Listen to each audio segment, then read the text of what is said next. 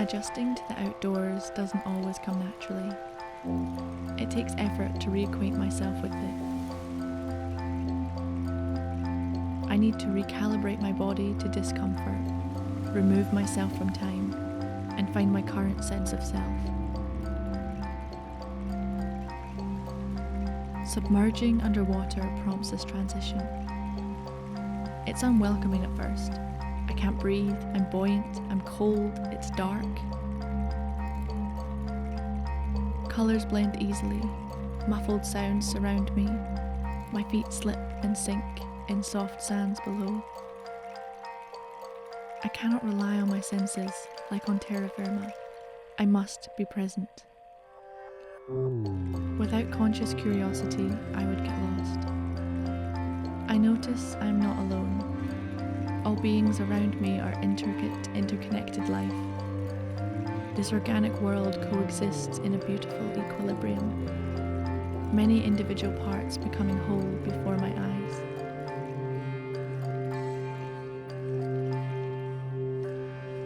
As I drift in this space, I am reminded I am part of it too.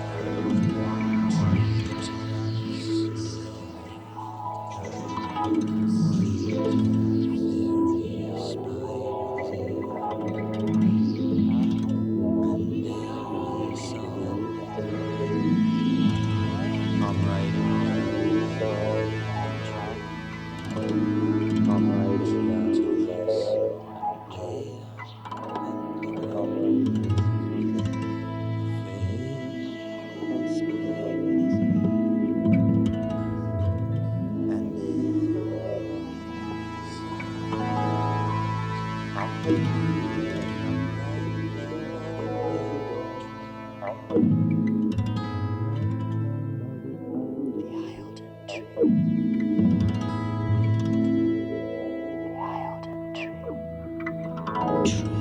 Thomas. A fairy spied with his ear.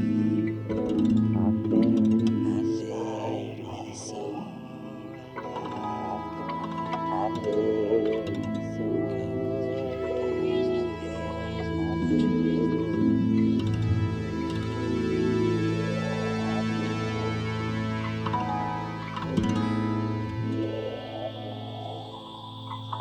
Short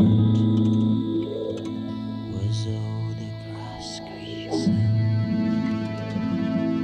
among the roses.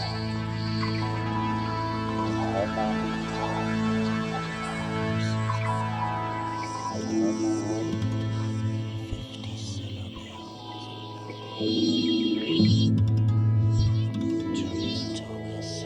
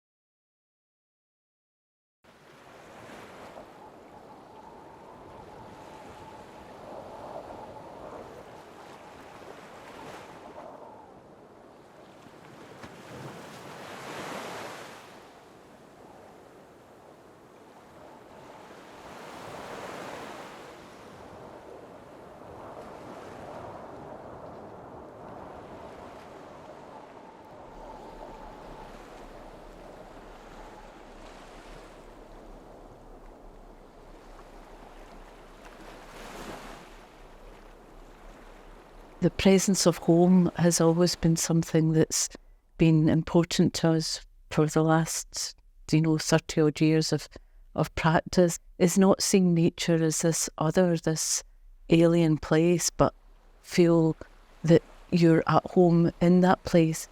You recognise things in it, you read it, you respond to it. So I think we've kept revisiting this idea of nature and all that it can offer you in all its diversity gives us this incredible home to thrive in. I suppose we see the earth as our home, and with your home, if you love it, you're not going to damage it or be cruel to it. So we feel we should see the earth as our home and cherish it. And artists, through showing the wonder of the home that we share, this marvellous planet and this incredible cosmos. Because we're so lucky to be here and to experience it and have consciousness. We've been allowed to do that through evolution, or if you're a religious person, you could feel it's a religious experience, this consciousness we've got. And really, each individual's only got but 70 years of this consciousness to experience this incredible blue planet. If we don't love it, what are we any longer? I think a work that has been really kind of important to us and unlocked things was Rose Nest Bench, because it was the first work where we really invited a human being to complete the work, that by lying on top of the bench becomes a conduit for how people interact or can feel and sense the landscape.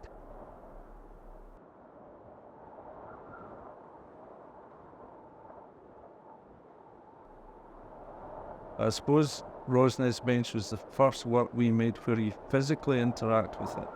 That was the first of a series of works where the instructions were built into the design of the actual work. It was saying, lie down here and take time. And once you're lying down, you can't hear your feet moving. You're seeing the world from a completely different visual perspective. All our work from there onwards, we are trying to change how you perceive the world. Hona, we see it as an artwork in that lineage from Rose Nest Benches through the various stages. Hona itself is home. It's got HO for home and NA for nature.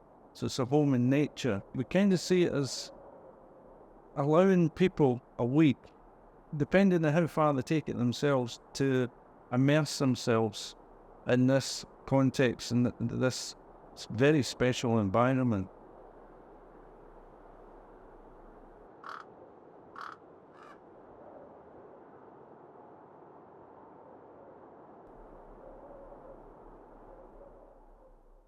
When the house was finished, it was September, and the landscape was this incredible palette of orange and blue. The loch across the road from Hona was this deep, deep blue, and the autumnal colours were coming into the landscape, and it just seemed such a perfect colour palette to bring together. So we were kind of, hinting at things like that and letting the landscape kind of inform it. I suppose a lot of the little nature finds are mostly coastal, although some are from up in the Peat Path. But the coastline is such a kind of place of astonishing chemistry and revelation. If you swim in amongst the seaweeds, you just see these things that you can't believe they're all going on every day when we're all in front of our computers or whatever. Like the mermaids' purses that are in the house. When you think about that birth process and the location of them winding onto the seaweeds, and then they wash up and show themselves to you, but that's all something that happens very privately and away from human eyes, and we then find these little relics along the tide line, and that whole world that's so alien suddenly shows itself to you if you look.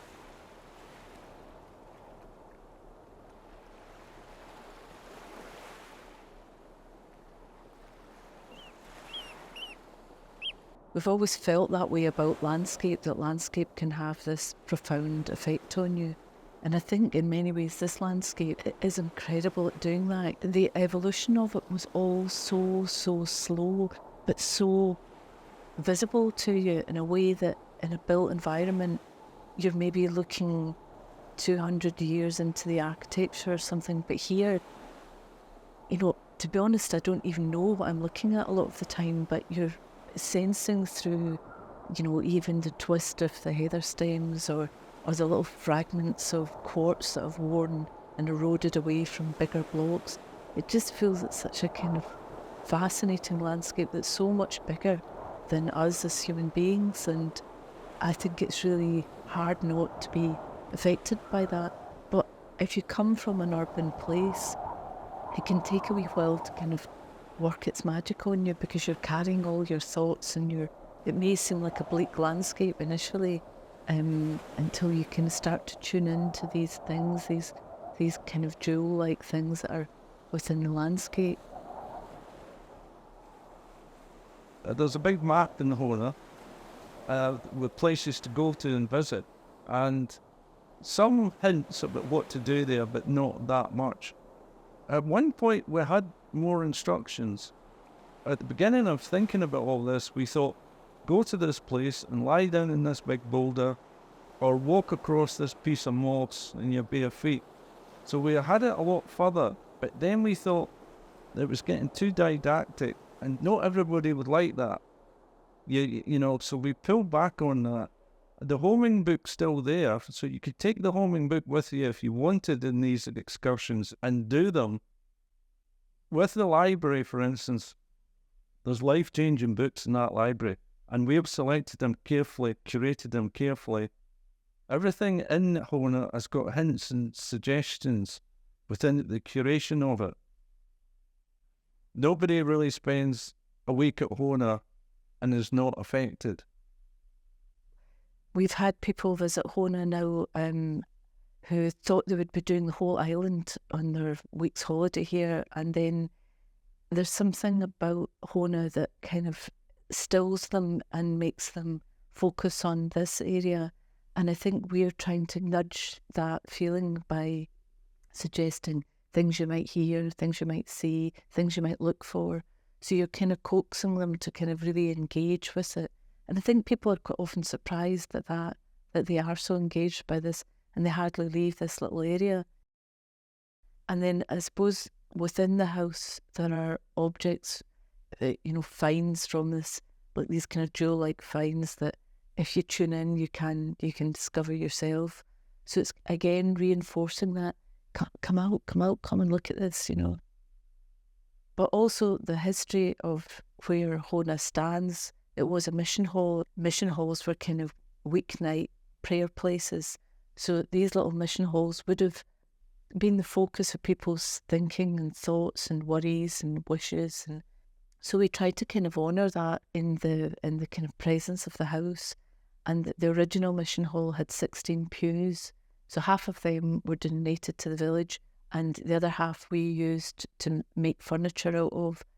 And we tell that story in the house, that the wood has this presence, that it has this, it existed for 50 years as a place of prayer. And so to a certain extent, Hona continues that meditation, but it's more of a meditation on the landscape itself.